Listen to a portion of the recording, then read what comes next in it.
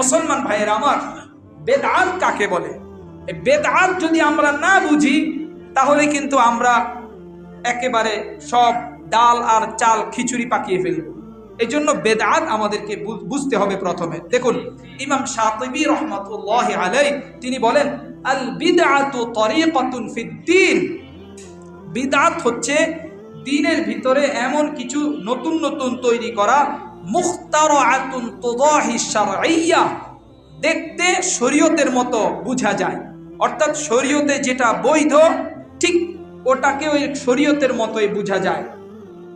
এই জন্য মানুষ বিভ্রান্তির ভিতরে পড়ে যায়, কোনটা সুন্নাহ এবং কোনটা বেদআত বুঝতে পারে না।